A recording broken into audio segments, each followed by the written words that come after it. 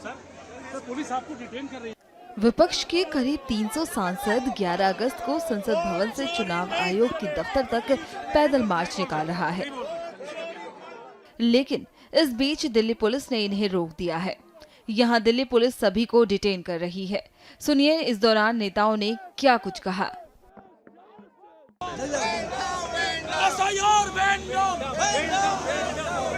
वो एक्चुअली बात नहीं कर सकते हैं, रियलिटी ये है, क्योंकि सच्चाई देश के सामने है और ये जो लड़ाई है ये राजनीतिक नहीं है, ये कॉन्स्टिट्यूशन की लड़ाई है, कॉन्स्टिट्यूशन को बचाने की लड़ाई है, वन मैन वन वोट की लड़ाई है। इसीलिए हमें साफ प्योर वोटर लिस्ट चाहिए। डरे हुए हैं, कायर हैं, सरकार कायर है। स्पष्ट तरीके से मैंने कहा था, लिखा था खत में कि सभी विपक्ष के सांसद शांतिपूर्वक मार्च कर रहे हैं पार्लियामेंट हाउस से लेकर निर्वाचन सदन तक, और सामूहिक तरीके से सारे सांसद इलेक्शन कमीशन को एक दस्तावेज पेश करना चाहते हैं एसआईआर को लेकर।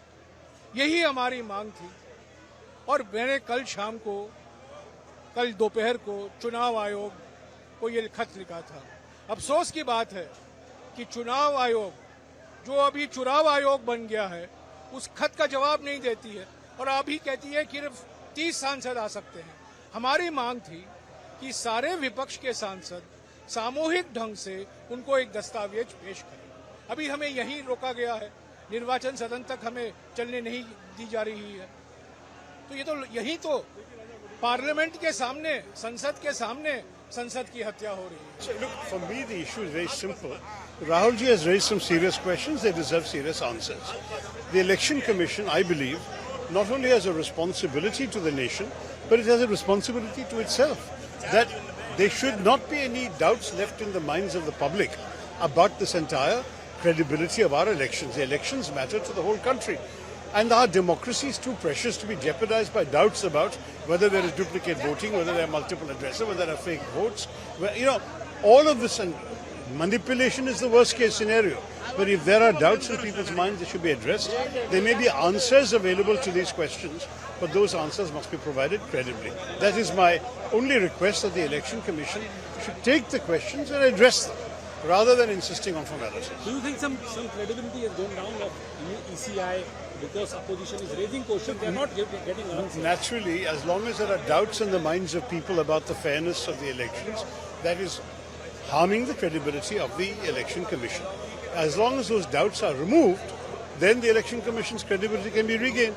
So the Election Commission's own interest lies. कि हमारी आवाज दबाना चाहता है, जैसे गांधी लड़े थे दांडी यात्रा के साथ, सच्चाई के साथ। राहुल गांधी के नेतृत्व में आज पूरा देश लड़ रहा है। मोदी सरकार वोटों की चोरी करके बनी है, इसके खिलाफ हम जेल भरेंगे, जो बलिदान देना होगा देंगे, लेकिन वोट चोर सरकार को हटाएंगे। ऑपोजिशन से डरती है तब पुलिस को आगे करती है। आज एलओपी और सारे इंडिया अलायंस के जो फ्लोर लीडर्स हैं उनको डिटेन करवा रहे हैं। क्या जेल की सलाखें राहुल गांधी को रोक पाएंगी? क्या जेल की सलाखें विपक्ष और देश को रोक पाएंगी? अब एक ही नारा है, बोल रहा है पूरा देश, वोट हमारा छू के देख। मोदी सरकार और ईसीआई का ये जो गठजोड़ है, ये पूरी तरह से लोगों ने खारिज कर दिया है।